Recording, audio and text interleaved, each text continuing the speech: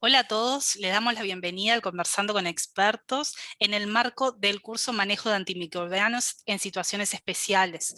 Este curso es organizado por la Red de Educación Médica Continua, Red MC Infectología, en conjunto con la Sociedad Brasilera de Infectología, SBI, y cuenta con el patrocinio científico de la Sociedad Española de Infectología y Microbiología Clínica, SEIMC. También contamos con los avales académicos de la Universidad de Mendoza de Argentina y la Universidad Nacional de Cuyo de Argentina. Le damos la bienvenida a los expertos que se encuentran en línea, en este caso los coordinadores académicos del curso. En principio voy a presentar al doctor Rodolfo Quirós, quien es especialista en enfermedades infecciosas, Universidad de Buenos Aires, magíster en efectividad clínica y en administración de negocios, Escuela de Salud Pública de Harvard, Universidad Torcuato Di Tella, miembro titular de la Sociedad Argentina de Infectología y de la Sociedad Americana de Epidemiología y coordinador de la plataforma ProAnet. Bienvenido, doctor Rodolfo. Muchas gracias, Giselle.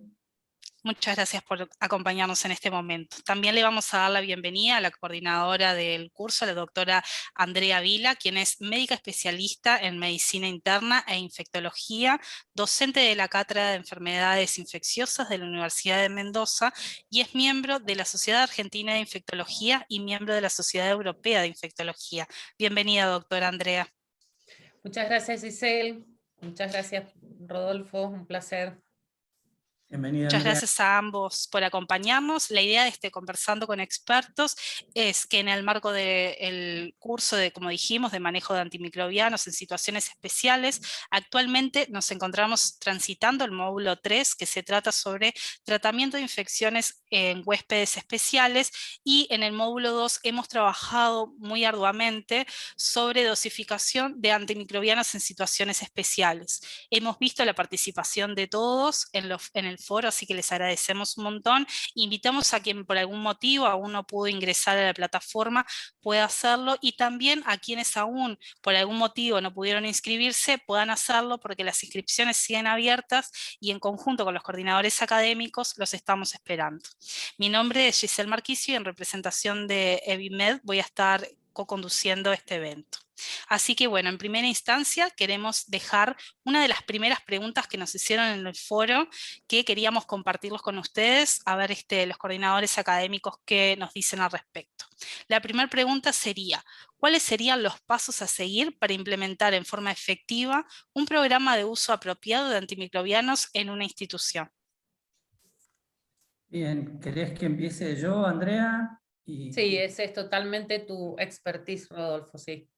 Bueno, a ver, en realidad para poder implementar un programa de uso optimizado de antimicrobianos en una institución, uno debería seguir una serie de pasos que empiezan con la conformación de un equipo de trabajo que muestre interés en implementar este tipo de estrategias en forma permanente en la institución, y ese equipo tendrá que estar integrado por el infectólogo y el farmacéutico clínico, que son los líderes habituales de los programas de optimización de uso de antimicrobianos, junto con el microbiólogo y la enfermera de control de infecciones.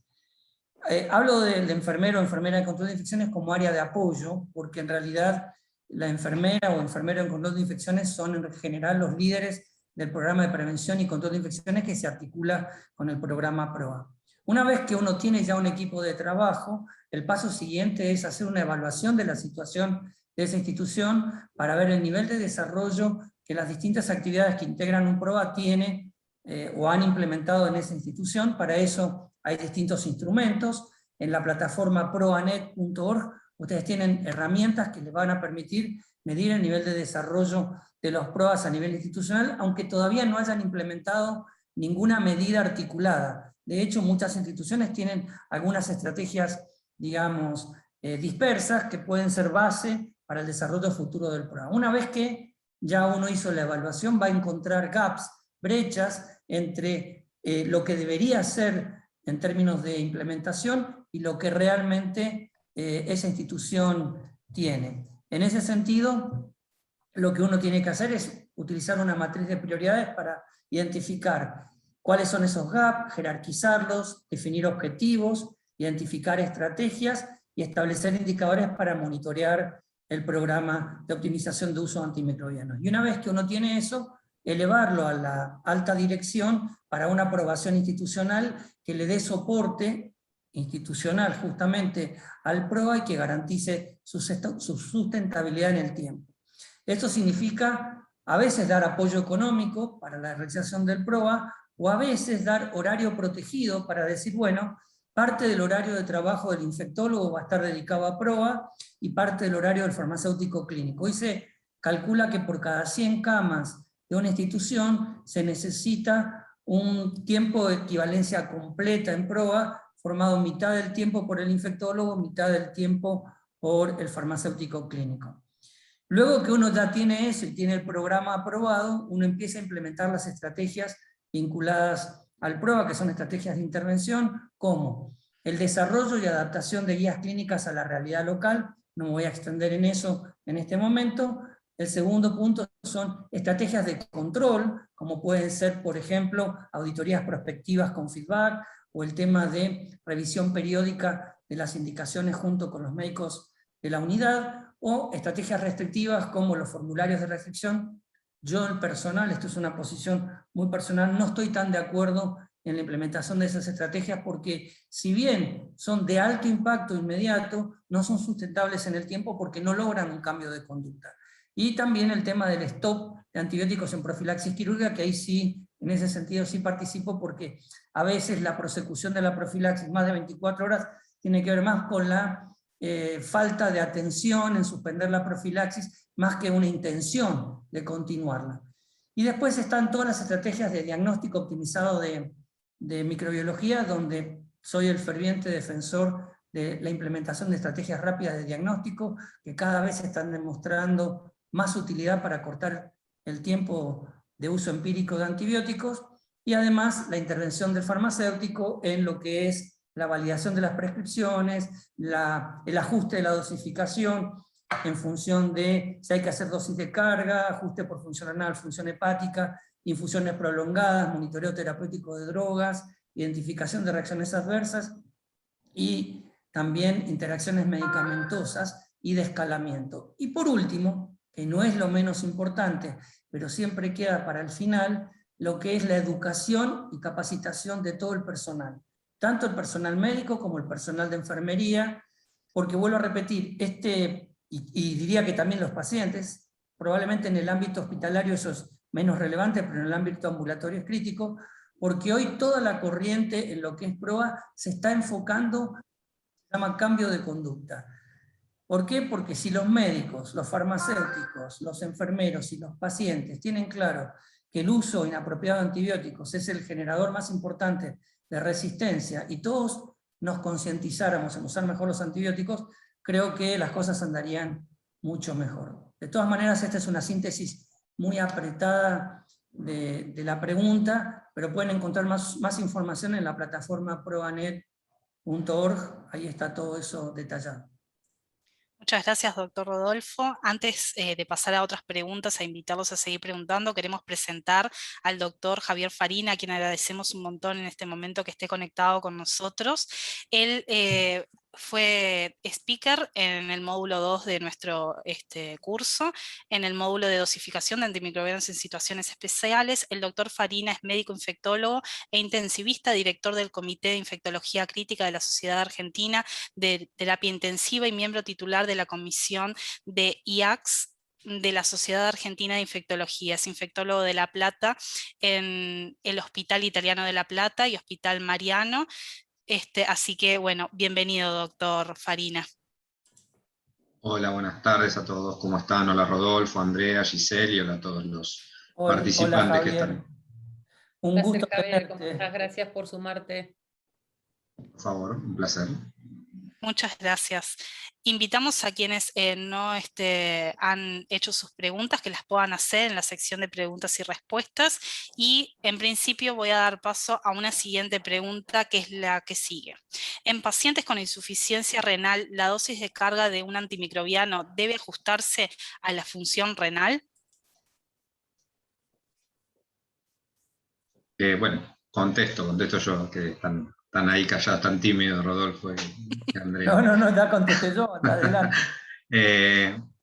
No debe ajustarse, incluso lo mencioné en la charla, la dosis de carga siempre debe ser la misma, tenga la función renal que tenga, e incluso cada vez hay más evidencia que en el paciente crítico, las primeras 24 o 48 horas podría dejarse la dosis plena de antimicrobianos sin que esto conlleve a un deterioro progresivo en la función renal. Siempre esto también considerando que el paciente crítico puede tener deterioros transitorios en su función renal y en su creatinina que resuelven rápidamente, tiene que ver con una cuestión de shock, de la situación del shock. Entonces, en ese aspecto, yo soy partidario que ante un paciente crítico y una eventual infección severa, dosis plena de antimicrobianos 24 o 48 horas sin ningún problema, eso con algo de evidencia, y lo que es totalmente definitivo, por decirlo así, es que la dosis de carga inicial no se ajusta en ninguna instancia. Sí, otra de las preguntas que se habían hecho en el foro, y no sé si alcancé a responder, fue luego de la dosis de carga, ¿cuánto tiempo se esperaba para la segunda dosis o las dosis subsecuentes? Y bueno, es el periodo usual para la droga en cuestión, ¿no? La siguiente dosis, luego de la dosis de carga, se administra luego del periodo usual para la droga de la que estemos hablando. Sí, esto es todo un tema. También aclaro acá hay, para los antibióticos concentración dependiente o basados en el área bajo la curva, es totalmente así, como dice Andrea. Para los antibióticos tiempo dependiente, puntualmente para los beta-lactámicos, cuando vamos a usar infusiones extendidas o infusiones continuas, la realidad, e incluso con la vancomicina, si vamos a usar infusión continua, también creo que la infusión continua no hay que aclararlo, que post dosis de carga, e incluso inmediatamente con la dosis de carga, inicio la infusión continua. Pero si voy a usar infusiones extendidas de meropenem, por ejemplo, en 3-4 horas, la recomendación basada en farmacocinética y no con tanta evidencia clínica real, es que luego de la primera dosis, que no sería una dosis de carga estrictamente, pero sí sería la primera dosis del beta-lactámico, que la infundimos en 30 minutos, es así, la infundimos en sus 30 minutos habituales, inmediatamente después de esa dosis de carga, iniciar las infusiones extendidas. Esto también es una situación quizás diferente, más basada en farmacocinética teórica que en evidencia clínica real, pero también soy partidario de esta modalidad.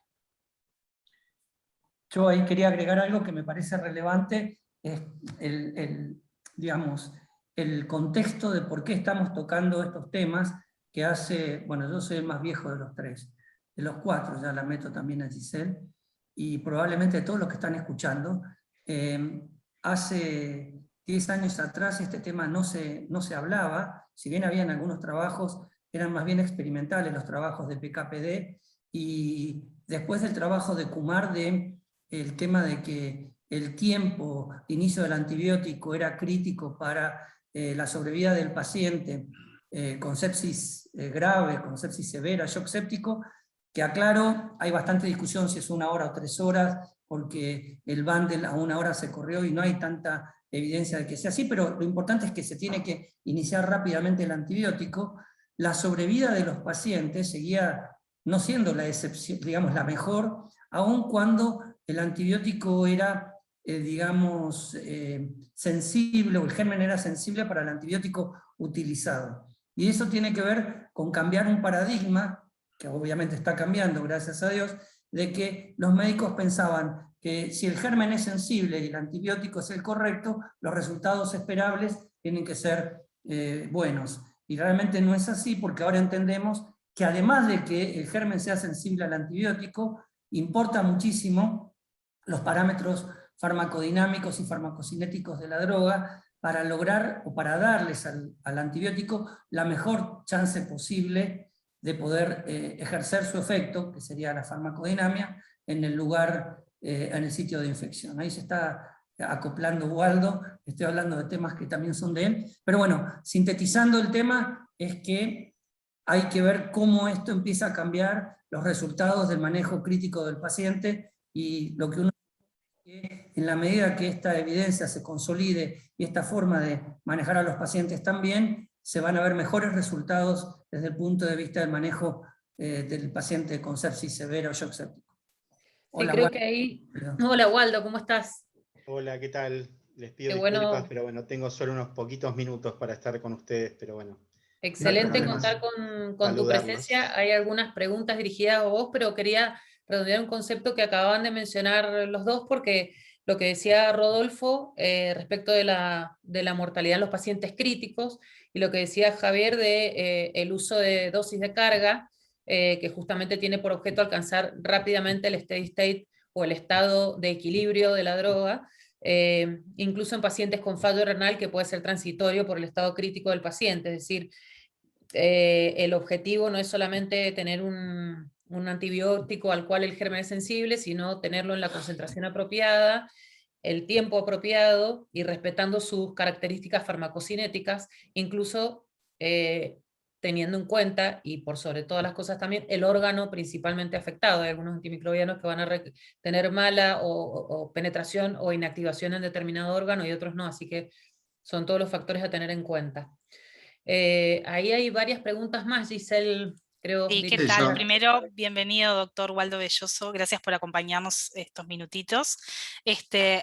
Doctor Farina, antes usted quería decir algo. No, yo las tomo las preguntas, las digo para buenísimo. todos, y las tomo porque tenían que ver con la respuesta anterior también. Acá pregunta Muchas Martina Clara, también preguntaban en preguntas y respuestas, estaba preguntando Daniel Pacheco y Verónica Cosme, también conocida de los cursos de BIMED, sobre la dosis de carga de beta-lactámico. Bueno, y hablan de piperacillinatas o Bactam, y encadeno con la respuesta anterior. La verdad que en los beta-lactámicos, vuelvo a lo mismo, hablamos de dosis de carga en beta-lactámicos cuando vamos a usar infusión continua. En realidad, en la infusión, en el resto, la primer dosis en un paciente crítico, no recomiendo comenzar con infusión extendida. Esa sería la respuesta. Recomiendo que la primera dosis siga siendo la dosificación habitual de los 30 minutos. Incluso ahora hay, no sé si Waldo también seguramente los vio, este año salieron varios trabajos de infusiones en menos tiempo todavía por el tema del tratamiento ambulatorio parenteral y poder hacer infusiones en menos tiempo sin mayores eventos adversos. Entonces, lo que yo digo es que en el paciente crítico, pongo el ejemplo de la piperacillina tazobactam, y también podría usar el del meropenem, de dar la primera dosis en el tiempo habitual de infusión de 30 minutos e inmediatamente iniciar la infusión extendida, o en concomitante iniciar la infusión extendida de 3 o 4 horas. La infusión continua, seguro. En la infusión extendida también, esta es una recomendación farmacocinética, insisto, con escasa evidencia clínica.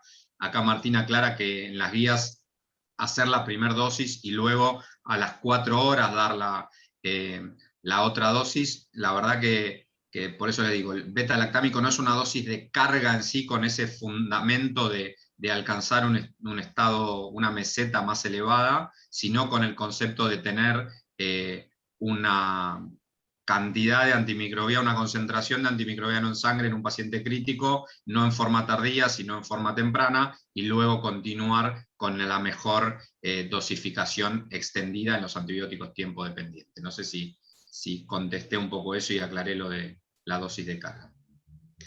Sí, complementando lo que dice Javier, y más de un concepto dinámico que cinético, para la dosis de carga se justifica más para antibióticos que tengan acción bactericida concentración dependiente, ¿no?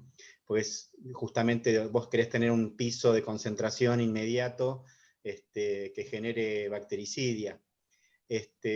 La otra cosa que quería comentar es que, salvo para casos de insuficiencia renal terminal, digamos, en pacientes aún con falla renal, la dosis de carga igual se debe realizar. Hay que considerar mucho más el volumen de distribución que el mecanismo de excreción del antibiótico para tener en cuenta si hay que hacer o no dosis de carga. Entonces, en aquellos antibióticos donde está recomendado, donde tienen un parámetro de eficacia vinculado con área bajo la curva o con concentración pico, la dosis de carga se justifica aún en pacientes que tengan falla renal.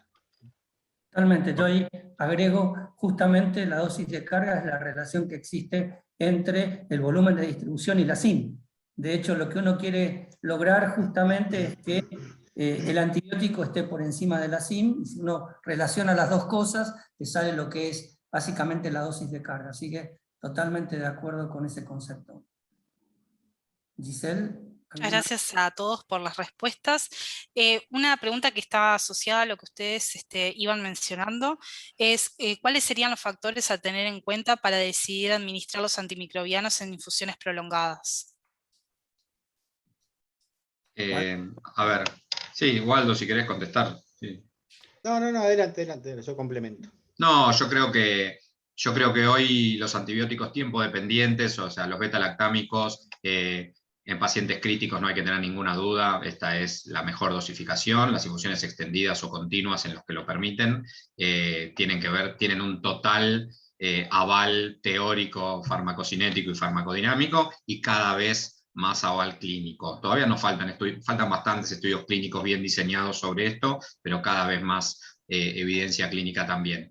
Y a ver, esto también lo digo porque es real, si yo tengo una osteomielitis internada en una sala general, no va a haber diferencia en el outcome clínico si yo no uso infusiones extendidas o si la uso en los primeros días. Ahora, el paciente crítico de la terapia que se me está chocando, que tiene un alto inóculo bacteriano, la verdad que ahí cambia el outcome totalmente y no tengo ninguna duda de usarlo, e insisto, beta-lactámicos sin duda, antibióticos tiempo dependiente en general, pero beta-lactámicos como eje de pensar en infusiones extendidas y continuas. Sí, yo estoy de acuerdo y siguiendo con esa línea, creo que hay que pensar siempre en la infusión continua como el estándar, digamos, del tratamiento del antibiótico tiempo dependiente. O sea, el hecho de que los usemos en dosis individuales es un problema de practicidad, no farmacológico. Los usamos de una forma que es inadecuada. Por eso yo en la clase comenté que es verdad que siempre se le achaca al monitoreo terapéutico y este tipo de aproximaciones el hecho de no tener una evidencia de grado 1 vinculada a la disminución de la mortalidad, lo mismo que con el tema de las infusiones prolongadas, pero no esperemos este grado de evidencia. A mí me parece que no hace falta esperar este grado de evidencia, siendo un defensor de la evidencia, ¿no? Pero para estas cosas en donde el outcome depende de tantas cosas tan complejas, esperar que se genere una evidencia para poder empezar a utilizar los antibióticos como corresponde, me parece que no es tan necesario. Si me permitís, sí. Perdón, y si me permitís, también que no hay dudas que las infusiones extendidas y las infusiones continuas tienen menos eventos adversos. O sea, eso no hay ninguna duda. No saturo los sistemas de excreción, los sistemas de metabolización, entonces en eso tampoco hay dudas. Entonces, si hay un eventual beneficio teórico muy claro y hay evidencia de menos eventos adversos, la verdad que hay que dejar de dudar en estos casos sobre utilizarlo de esta manera. Andrea, ¿algún comentario? Así me quedo yo por el final. No, totalmente de acuerdo con eso, solo tener en cuenta la posibilidad química de algunos antimicrobianos que no pueden, digamos, no son estables para la infusión prolongada, pero salvo eso, sin duda el beta-lactámico siempre preferir la infusión prolongada. Por un tema de practicidad, en el caso de la institución en la que yo he estado trabajando, se definió utilizarlos siempre en infusión prolongada para pacientes críticos o no críticos por también un tema de entrenamiento de enfermería y de hábito. Y como dijo Waldo, porque es lo mejor, es la mejor forma de administración, ¿no? Y para no estar con el doble mensaje que acá sí y acá no, todos los pacientes que reciben beta-lactámicos internados, que ya tienen suficiente severidad de algo como para estar internados, reciben los beta-lactámicos en infusión prolongada, salvo el caso de imipenem que no es estable. Y bueno, yo quería, ya dijiste varias cosas de las que yo iba a comentar, lo importante es que el personal de enfermería esté entrenado y el farmacéutico clínico participe de ese entrenamiento del personal de enfermería y supervise que por la misma vía que se está administrando el antibiótico en infusión prolongada no se está administrando una droga que sea incompatible en la administración con ese antimicrobiano. Vuelven a aparecer lo que dice Waldo. Las variables son tantas que al final después le achacamos la culpa de la falta de respuesta al paciente a que es un genérico y no es un medicamento de marca, cuando en realidad, si bien hay estudios que muestran que algunos medicamentos de marca pueden ser mejor que genéricos, algunos estudios también en la industria, digamos, farmacéutica, cuando han querido evaluar, digamos, las concentraciones de los productos de marca, encuentran que también tiene bastante variabilidad la concentración en el producto de marca. Así que me parece que para minimizar esos sesgos, esos errores, tenemos que integrar al farmacéutico clínico en la decisión, y no solamente en la decisión, sino en la supervisión de cómo se está administrando el antimicrobiano en infusión prolongada, y repito, para que esto, digamos, no quede como una generalidad. Estamos hablando fundamentalmente de beta-lactámicos y algunos otros antimicrobianos, pero no todos cumplen ese mismo rol. De hecho, colistina, si se pasa en más tiempo que 1 hora, en general colistin metasulfonato se hidroliza y no tiene efecto. Así que hay que también tener en cuenta las recomendaciones del fabricante al momento de pasar el producto. Muchas gracias a todos por su respuesta. Qué importante que es el trabajo multidisciplinario en todas las áreas, ¿no? Y que todos estén conectados y unidos para darle una mejor calidad al paciente. Eso siempre es muy, muy importante. Una de las preguntas que nos hacen en el chat es: ¿el cálculo ponderal de la dosis de antibióticos de los pacientes obesos debería ser realizada en función del peso real o del ideal? ¿O esto cambia dependiendo de cada fármaco? Va asociado un poco con lo que ustedes venían hablando. Lo dejamos a Waldo que conteste. No, si eso ustedes habían mandado la bibliografía. No, dale. Yo quería hacer... Bueno. Dale. No. Yo después hago un comentario de otra cosa. Dale. Sí, depende básicamente del tipo de antibiótico, si es lipofílico o hidrofílico, en qué, digamos, con qué modelo de ajuste, si va con peso real o peso ideal del paciente, justamente por la distribución que va a tener el antimicrobiano en el organismo. Yo eso lo había presentado en una lámina y lo volvió a presentar Javier en su presentación en otra lámina, donde los antibióticos que tienen, que son lipofílicos, habría que ajustarlos por el peso real, y los que son hidrofílicos por el peso ideal en general. No es una regla universal, pero más o menos uno debería tener esa cuenta. De hecho, es importante que uno tenga guías clínicas o aplicativos que te ayuden en eso, porque de hecho, aparte de hacer el ajuste, en general uno va a tener que utilizar una ecuación para calcular el clearance de creatinina y utilizar en ese caso uno de los 2 pesos, ¿no? También. Sí, además, está la discusión de cómo pesamos al paciente. Ya eso es algo tan algo como eso, que después, ya si medimos mal, todas las decisiones que tomamos con esa medición mal, las vamos a hacer mal. Entonces, eso es muy difícil. La verdad que el peso ideal por fórmula en base a la altura está claro. Creo que eso en las terapias intensivas está muy claro, más que nada por la ventilación mecánica, pero el peso real es muy complejo. Pocos centros disponen de medidas reales para poder hacer el peso real. Pero sí, la respuesta teórica y a grandes rasgos coincido con Rodolfo, y agrego en la práctica, me puedo basar en los volúmenes de distribución. Si tengo un antibiótico con alto volumen de distribución, la recomendación así coloquial o sencilla sería adaptarlo al peso real, y si tengo un antibiótico con bajo volumen de distribución, lo ideal sería adaptar al peso ideal, justamente porque prácticamente no sale de la sangre, y los litros de sangre son exactamente igual en base por más que tenga más tejido adiposo, ¿no? Sí, teniendo en cuenta otra de las cosas, y creo que surgió también en el foro, teniendo en cuenta que algunos antimicrobianos tienen dosis máximas sugeridas, y que a veces cuando uno ajusta al peso real del paciente el antimicrobiano, pasa a estar con una dosificación fuera de prospecto, ¿no? Como es el caso de la tigecyclina. Son situaciones que hay que valorar en el contexto individual del paciente, el perfil de toxicidad de la molécula y la necesidad o no de usarla o poder reemplazarla por otra, ¿no? Creo que la individualización del tratamiento del paciente crítico es clave también. ¿Waldo? No, yo quería simplemente pedirles disculpas porque salía de una actividad y estoy entrando en otra. Tenía unos poquitos minutos, pero quería por lo menos compartir unos minutos con ustedes. Un último comentario respecto a lo que dijo Rodolfo, que no puedo dejar de hacerlo, porque, bueno, me caben las generales de la ley. Lo que decía Rodolfo respecto del control del farmacéutico clínico es aplicable también al farmacólogo clínico.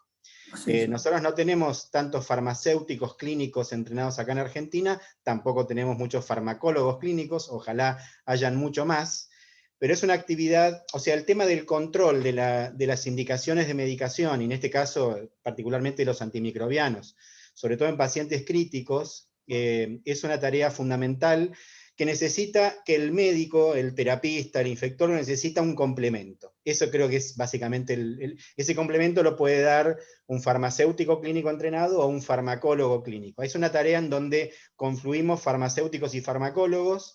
Yo siempre digo bueno, que la intersección se da en el producto, el farmacéutico está del producto hacia la farmacia, el médico está del producto hacia el paciente, pero bueno, básicamente es una tarea en la que podemos compartir farmacéuticos y farmacólogos de igual manera, pero siempre es importante que haya alguien que ayude en la toma de decisiones cotidiana, mirando los datos de los ajustes, para ayudar en la toma de decisiones al médico que las toma. Waldo, te agradecemos muchísimo. Voy a subrayar una sola cosa. Este es un déficit en toda Latinoamérica. Vos sabés que yo vengo trabajando hace bastante tiempo en PROA en Latinoamérica, y es un punto pendiente porque no hay ni farmacéuticos clínicos tan extendidos, ni farmacólogos clínicos, que para mí son obviamente fundamentales. De hecho, antes de que entraras estábamos explicando cómo se conforma un equipo PROA, y para mí los líderes del equipo son el infectólogo y el farmacéutico farmacólogo acompañando. Así que bueno, buenísimo.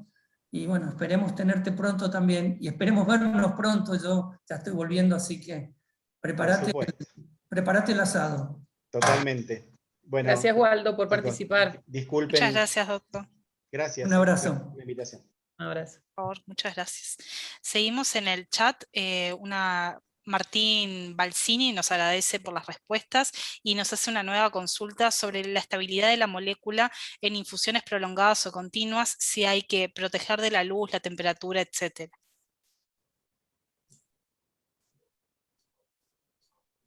A ver, creo que la respuesta es, a ver, la inestabilidad de la molécula, creo que hay dos ejemplos claros para los médicos, para tener en cuenta siempre, que son el imipenem y el colistin. O sea, como que a la cabeza rápido tienen que venir esos dos, que lo usamos en el paciente crítico, y que sabemos que van a precipitar si no vamos más allá de la hora de infusión.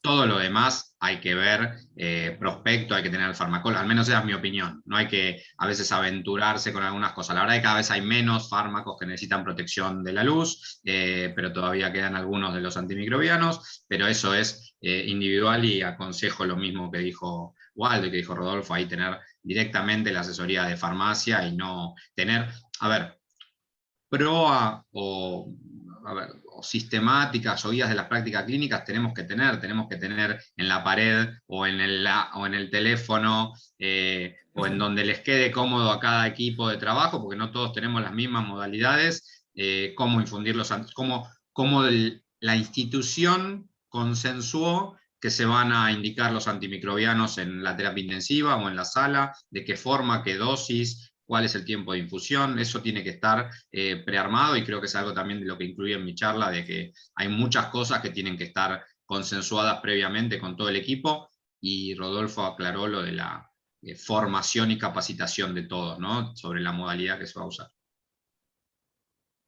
Muchas gracias, doctor Farina, por su respuesta. También nos preguntan cada cuánto tiempo cambiar la fórmula preparada en las infusiones. Eso depende también de la estabilidad de los productos.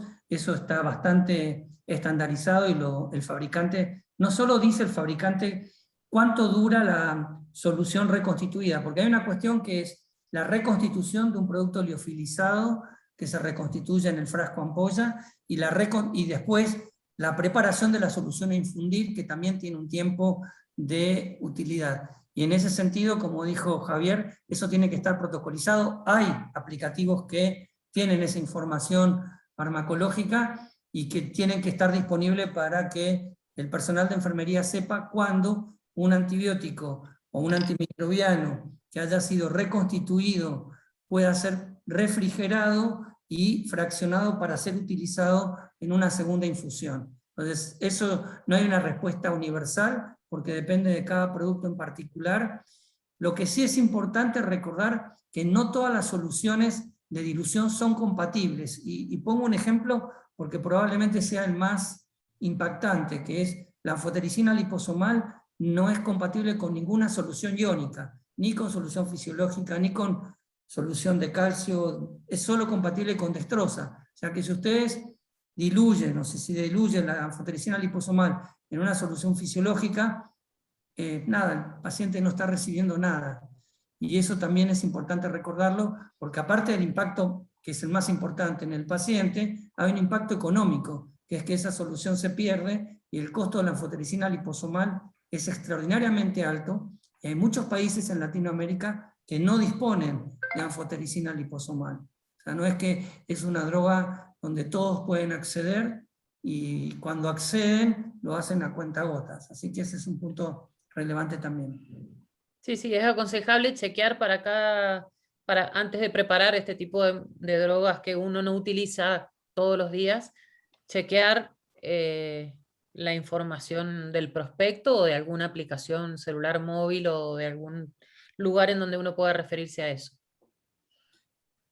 Yo quería tirar... Enfatizo. Dale, sí. No, pero no, enfatizo sobre algo y le contesto a Hugo Pagela, que preguntó ahí en las preguntas. Enfatizo sobre tenerlo protocolizado, y no solo escrito, sino tenerlo entrenado y capacitado. Me parece que lo que a veces pasa en lugares donde uno comienza o donde uno va quizás como interconsultor externo, es ver que una guardia o un día hace infusión de una manera, al otro día de otra, enfermería diluye con algo. Bueno, eso es lo que no tiene que pasar. O sea, no tenemos que andar decidiendo o eligiendo en el momento. No, eso ya tiene que estar, y tiene que estar consensuado y entrenado. Entonces hay que ser, soy enfático con esto porque me parece que hace a la calidad de atención.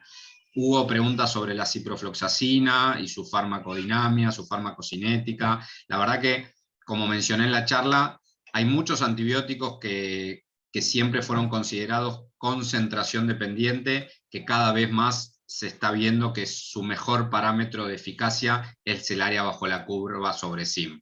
A ver, es algo lógico también, ¿no? O sea, creo que es también algo lógico que el área sobre la curva sobre SIM sea en la mayoría de los casos un buen parámetro farmacodinámico y cinético de eficacia. La ciprofloxacina es uno de ellos, y sí, es como vos decís, Hugo, tiene que idealmente alcanzar 10 veces por arriba de la SIM para tener ese efecto concentración, y área bajo la curva mayor a 125. Que de ahí siempre se desprende un dato que hace al detalle, que cuando informan la sensibilidad, pongo como ejemplo porque tiene que ver con todo esto que hablamos, ¿no? Cuando uno va al detalle, cuando uno ve el antibiograma de un Staphylococcus aureus, puede aparecer sensible a ciprofloxacina, incluso aparece en la gran mayoría de los antibiogramas que el aureus es sensible a ciprofloxacina. Bien, pero una bacteriemia por Staphylococcus aureus, cuando uno usa ciprofloxacina a la dosis recomendada, e incluso a una dosis más alta, no llega a alcanzar esos, por la SIM que tiene el aureus y la cipro, no llega a alcanzar esos valores y queda en lo que llamamos la ventana de selección de mutantes. Queda en concentraciones que elimina a cepas muy sensibles y selecciona las cepas más resistentes, e incluso puede seleccionar cepas resistentes a otros antimicrobianos. Y es por eso que uno va al detalle con estas cosas, y ahí nos metemos en cosas que quizás por eso hablamos de esto, como decía Rodolfo. ¿Por qué estamos hablando mucho de esto? La verdad, por la multiresistencia. La verdad que por la multiresistencia. Antes, hablo burdamente, pasar ceftriaxona 1 gramo cada 12 y fin, en 30 minutos, y no preocuparse en mucha cosa, y ya estaba, sin baja todos los gérmenes. Hoy tenemos que ir al detalle y tenemos que ir a esta información. Ahí quería agregar una cosa, porque si no se genera cierta confusión. Los antibióticos, salvo los beta-lactámicos que son tiempo dependiente, el resto de los antibióticos pueden solaparse entre concentración dependiente y área bajo la curva sobre SIM. Esto lo digo porque las quinolonas están en los dos lugares. Como dijo Javier, ahora hay que entender, los antibióticos que son concentración dependiente son antibióticos o antimicrobianos, para no usar la palabra antibióticos, que tienen efecto postantibiótico. Justamente por eso es importante que tengan un pico plasmático muy alto, porque generan su efecto microbicida rápidamente por el contacto inicial, y son antibióticos o antimicrobianos que tienen habitualmente acción sobre el metabolismo celular y no sobre la pared celular. Justamente los que son tiempo dependientes son sobre la pared celular en general, porque lo que hacen es tener que estar presentes permanentemente mientras la bacteria se divide. Ahora bien, volviendo al tema de área bajo la curva sobre la CIM, cuando uno ve la relación área bajo la curva sobre CIM, es la cantidad de antibiótico que está expuesta en el tiempo, el germen, pero como cantidad total. Cuando uno habla de tiempo, no importa la cantidad de antibiótico que esté expuesto, sino que el antibiótico esté presente, aunque sea un poquito arriba de la CIM. Y cuando uno habla de concentración, tiempo, concentración dependiente sobre CIM, es cuál es el pico máximo que alcanza el antimicrobiano en el sitio de infección. Con respecto al metronidazol, que también eso preguntaban por qué el metronidazol termina siendo un antibiótico concentración dependiente, y en el foro preguntaban por qué no se da en una única dosis en vez de darlo en dosis fraccionadas. Y ahí vuelvo a lo que dijo recién Javier. Es muy importante tener en cuenta que todos estos parámetros farmacodinámicos y farmacocinéticos adquieren importancia o adquieren relevancia cuando estoy tratando pacientes con infecciones severas, en situaciones críticas y sobre todo con gérmenes resistentes.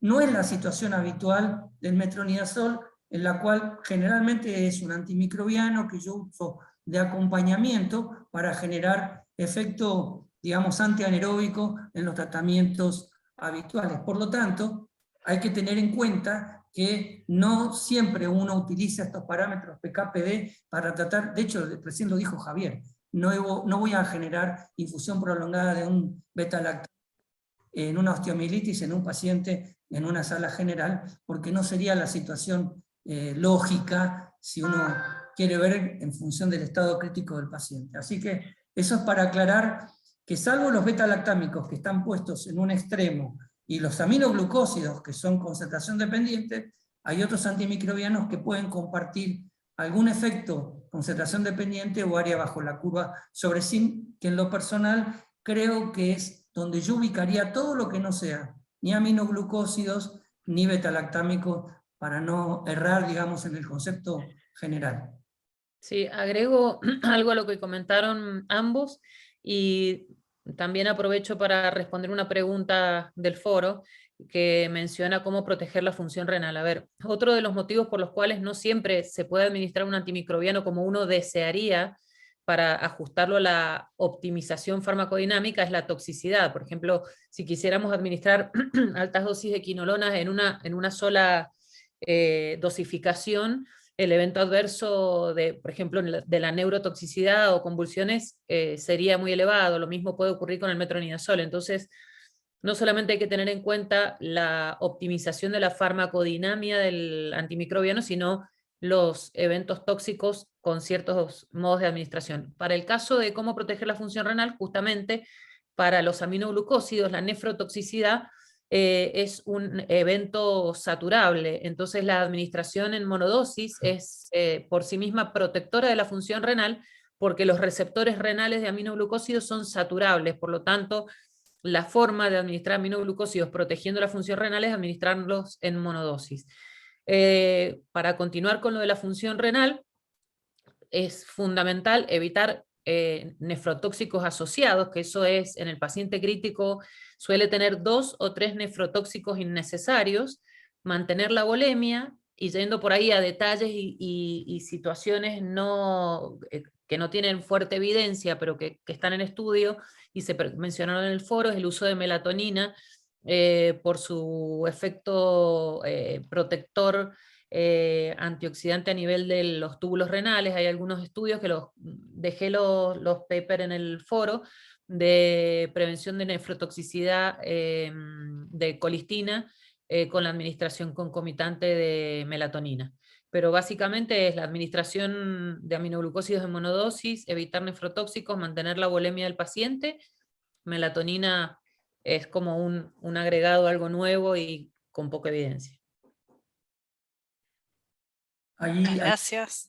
Sí, hay una Rodolfo. pregunta a ver, hay muchos países que no cuentan con la posibilidad de disponer de ceftazidima y Bactam para el tratamiento de las infecciones por KPC o por enterobacterias productoras de carbapenemasas de clase A.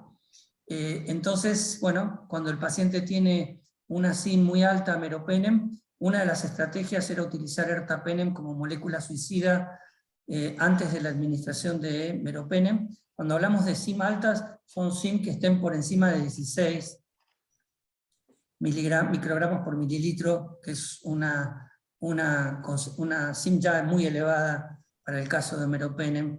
Y la pregunta era ¿cuánto tiempo antes? En realidad 30 minutos antes de la infusión del meropenem debería pasarse el ertapenem. Ahí el ertapenem no importa que pase en tiempo, en infusión prolongada, porque la idea es que se pase para poder, digamos, unirse a las carbapenemasas y evitar que después el meropenem sea hidrolizado. Pero de vuelta, eso es un parche, porque hoy ya el estándar de tratamiento de las enterobacterias productoras de carbapenemasa de clase A o KPC es utilizar ceftazidima y Bactam, inclusive por encima de la combinación de carbapenémicos con colistina, carbapenémicos con tigeciclina o con otras combinaciones. No sé qué opinás, Javier. Sí, totalmente. Al margen de que muchos no contemos todo el tiempo con los nuevos antimicrobianos, ya la evidencia a favor de los nuevos inhibidores de carbapenemasas es importante. Creo que todos tenemos que pelear de buena forma con nuestros gestores para tener acceso a estos antimicrobianos, y de esta forma también hacer un PROA, ¿no? Porque también es hacer PROA, no empezar a hacer combinaciones con poca eficacia y que incluso la resistencia y los outcomes sean peores. Nada, coincido con eso perfectamente. He usado ertapenem, meropenem. El tiempo, ahí la pregunta era ¿cuánto tiempo antes? ¿Cuánto tiempo antes? 1 a 2 horas. Los dos estudios que más describen esto, que son de Italia, lo han usado 1 hora, la dosis 1 hora antes de la dosis que sigue de meropenem. Evidencia escasa, pero bueno, sí han sido alternativas de salvataje con este concepto de suicida. Creo que ceftazidima y Bactam, meropenem, Bactam, vienen a ocupar un espacio muy importante acá. Lo mismo que la combinación de cefta y Bactam con Astrionam para las MBL, en ese contexto, que cada vez las metal o beta-lactamasas, que cada vez también tienen un rol más importante, al menos acá en Argentina, y asoma cada vez más cefiderocol. Seguramente van a hablar en otras charlas, ¿no?, de esto, pero no quiero adelantarme, no era el tema de hoy, pero bueno, son otras opciones que iremos teniendo.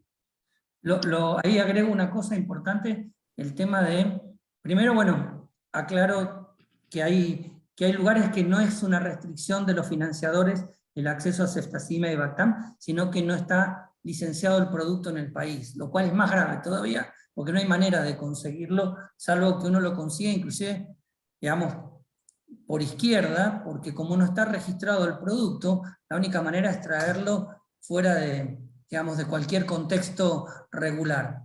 Lo mismo pasa con ertapenem, por ejemplo, acá en Bolivia lamentablemente ni ertapenem, ni ceftazidima y Bactam, ni ceftolozano tazobactam disponemos. Pero lo que quería aclarar es que, y esto va para la gente que está en Argentina, que nos está escuchando, y los que tengan acceso a ceftazidima y Bactam, como dijo Javier, tiene que ser en el contexto de un PROA el uso de esta droga, porque ya hay reportes de resistencia en Latinoamérica, en Argentina, a ceftazidima y Bactam, y no solamente resistencia a ceftazidima y Bactam, sino también resistencia NDM a Astrionam, con lo cual ya uno se va quedando sin recursos, y así como pasa eso a futuro cefiderocol, que es un beta-lactámico con sideróforos que tiene la actividad o la ventaja de ser activo contra carbapenemasas de clase A y de clase B, también va a terminar desarrollando resistencia. Por lo tanto, el mensaje es, si una unidad tiene alta prevalencia de KPC y deciden utilizar ceftazidima y Bactam, háganlo dentro del contexto de una guía clínica que contemple el riesgo individual de ese paciente de tener un germen multiresistente. Porque si no se vuelve la historia de siempre. Es combinación de antibióticos de amplio espectro para tratar un paciente grave, que por ahí no tiene sentido utilizar un carbapenémico asociado a un inhibidor de carbapenemasas. Para eso hay scores predictores como el score de Increment, que les permite a ustedes prever en ese caso si el paciente tiene riesgo de tener una infección por una enterobacteria productora de carbapenemasa o no. Más allá de que es importante que esos scores se puedan validar en todos los países, porque en general no siempre van a tener el mismo comportamiento, pero uno inicialmente no teniendo otra alternativa, la mejor es tamizar al paciente para definir realmente si ese paciente se justifica utilizar drogas de esas características que deberían estar reservadas. Si no, Viendo que, sin antibióticos pronto. sabiendo que nos quedan unos pocos minutos, lo dejo a ustedes para que puedan seleccionar aquellos aspectos que quieran resaltar en este último momento o que le parezcan relevantes en concordancia con lo que hemos trabajado hasta ahora.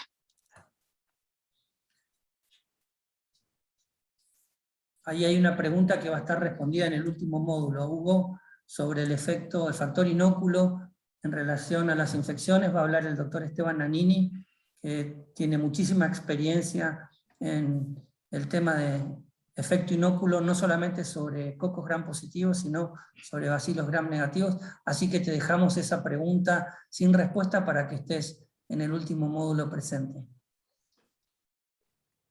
Y que aparte Esteban lo maneja excelentemente. Sí, sí, sí, por supuesto. De mi parte, yo hago un comentario final y ya me desconecto, que sigo con actividades por acá, así que bueno, gracias por la invitación, saludos a todos.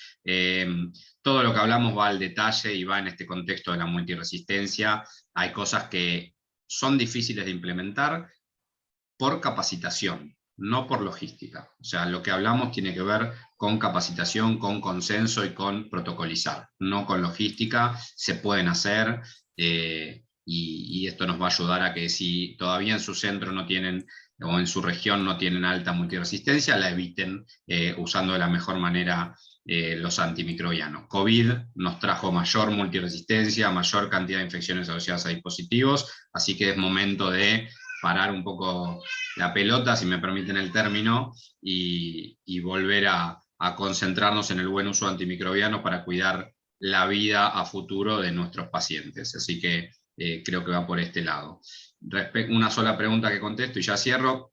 Los beta-lactámicos, cuando separan la dosis a más de lo recomendado, el ejemplo que preguntaban ayer, el imipenem, cada 12, incluso lo vimos mucho con cefalexina en la historia de la indicación de antimicrobianos, indicar cefalexina cada 12 horas, incluso en infecciones importantes. La verdad que no es recomendado para los beta-lactámicos separar el tiempo entre dosis, ya que justamente son antibióticos tiempo dependientes, ¿okay? Así que eso no lo recomiendo para nada. Así que bueno, un saludo a todos, gracias Andrea, Rodolfo, Giselle, y nos vemos la próxima. Un abrazo. Gracias, doctor. Chao, chao, Javier. Chao, Javier, gracias. Bien, los dejo para ustedes, si quieren resaltar algunos aspectos importantes de estos módulos, o quieren contar algo de lo que se viene más adelante. Creo que un poco de lo que se estuvo comentando, voy a hacer un comentario sencillo. Creo que cada institución tiene que tener su propio vademecum específico, detallado, con los modos de administración, y como mencioné, en la práctica clínica es conveniente no generar excepciones, lo dijo Waldo también, y promover la administración sistemática de un determinado modo para los antimicrobianos, respetar las normas establecidas y tener las normas establecidas por escrito, específicamente un vademecum en detalle. No sé, Rodolfo, vos si querés comentar algo más. No, responder una pregunta de Miguel Ángel, que hablaba sobre dosis máximas o dosis estándar para cuidar la nefrotoxicidad. Como dijimos, depende de la situación crítica del paciente. Si el paciente está en una situación crítica donde el tratamiento de la infección representa la chance de sobrevivir o no, en general uno va a intentar dar dosis máximas ajustadas por función renal. Y con respecto a los pacientes con obesidad y amicacina, volvemos a decir que en ese caso el peso es el peso ideal. La amicacina tiene un volumen de distribución muy pequeño, se mantiene en el intravascular, por eso justamente es uno de los antibióticos más útiles para tratar bacteriemias cuando el germen es sensible, o bien tratar infecciones urinarias. Muchas veces nos olvidamos que los aminoglucósidos tienen una altísima concentración en el aparato urinario, así que no debería sobrepasarse la dosis en función de la obesidad del paciente, sino tomando en cuenta el peso ideal y no el peso real. Y nada, con respecto, como cierre, en lo personal, agradecerles a todos los que estuvieron conectados hoy con nosotros. Es un placer ver que este tema cada vez está teniendo más interesados, más gente que se preocupa por mejorar el uso de los antimicrobianos, porque vuelvo a repetir, me parece que es el camino que nos va a llevar a generar mejores resultados clínicos en el manejo de los pacientes, con la ventaja de tener menor resistencia. Para la próxima charla vamos a dejar abierta la pregunta del uso de lo que es marcadores biomoleculares como elementos para evaluar el manejo o la prosecución del tratamiento antibiótico de un paciente. Me refiero básicamente a procalcitonina, proteína C reactiva, que me parece que hoy también se tiene que discutir para ver cuál es el rol fundamental de estos marcadores, que me parece que son relevantes al momento de decidir el descalamiento. Así que los esperamos en el próximo conversatorio, y ahí vamos a seguir discutiendo estos temas. Muchas gracias. Queremos simplemente compartir unos pequeños aspectos pedagógicos del curso. Sabemos que el curso comenzó el 7 de julio, pero las inscripciones siguen abiertas, así que bueno, los vamos a estar esperando para quienes no se inscribieron aún. Este curso es dirigido a infectólogos, intensivistas, internistas, microbiólogos, farmacéuticos clínicos, bioquímicos y cualquier otro profesional de la salud que asista a pacientes con enfermedades infecciosas de difícil manejo y que esté interesado en la temática. La dirección académica de este curso está a cargo de los doctores Rodolfo Quirós y la doctora Andrea Vila. Tenemos un plantel de docentes expertos que nos acompañan y nos han dado el apoyo constante en cada una de sus charlas, así que a ellos les agradecemos un montón. El curso tiene varios objetivos, dentro de los cuales queremos destacar algunos, como obtener los mejores resultados clínicos en los pacientes sometidos a tratamientos antimicrobianos de una manera costo efectiva, identificarle a los pacientes y las situaciones clínicas especiales que requieren de un ajuste en la dosificación de los antimicrobianos, minimizar la posibilidad de aparición de eventos adversos e interacciones medicamentosas asociadas al uso de los antimicrobianos y alargar la vida útil de los antimicrobianos actualmente disponibles al reducir la presión de selección y la consiguiente emergencia de los microorganismos multiresistentes. Este curso tiene una modalidad 100% online con materiales diseñados exclusivamente para el mismo, con un intercambio de colegas internacionales. Quienes han estado en los foros han visto el intercambio que tenemos con el apoyo de los coordinadores que están permanentemente en línea contestando dudas y preguntas que tengan, y tiene una duración de 8 semanas. La participación es totalmente asincrónica, es decir que cada uno de ustedes va a poder ver las conferencias en el horario que dispongan y en el momento que puedan. Los materiales van a estar disponibles durante todo el curso y además van a poder acceder a los mismos por 6 meses más, por si ustedes necesitan descargar algún material que no hayan podido. La dedicación es estimada de 4 horas semanales, pero como les decíamos, es autorregulable y ustedes la pueden ir avanzando en conjunto, avancen con los módulos, y los módulos se abren todos los miércoles. El campus virtual es este, donde ingresan por redmc.net/campus, ingresan haciendo clic en login, donde ponen su usuario y su contraseña. Allí ingresan y van a ver nuestra plataforma. Tenemos cada uno de los módulos. Actualmente nos encontramos en este módulo que señalamos en esta parte, donde habla de tratamiento de infecciones en huéspedes especiales, y estuvimos profundizando hoy en este webinar sobre la dosificación de antimicrobianos en situaciones especiales. También contamos con un foro de intercambio en cada uno de los módulos, donde allí, como les decía, podemos hacer preguntas, consultas, y los expertos nos van a estar respondiendo. El programa de este curso habla de dosificación de antimicrobianos en situaciones especiales, el tratamiento de infecciones en huéspedes especiales, y próximamente estaremos disponiendo los módulos donde hablaremos nuevas alternativas y modalidades de administración antimicótica, nuevos antimicrobianos y combinaciones de multiresistencias, administración local de antimicrobianos en infecciones severas y antimicrobianos y crecimiento bacteriano. La aprobación del módulo es de 5 de las 8 actividades obligatorias para obtener el certificado y un módulo para obtener la constancia. Cada módulo, como les decía, tiene material teórico, actividades prácticas, y los coordinadores del curso están muy atentos siempre a agregar bibliografía que complementa el uso y la mejor especialización para ustedes. Las actividades se podrán realizar una vez que inicia cada módulo y están disponibles hasta el 31 de agosto.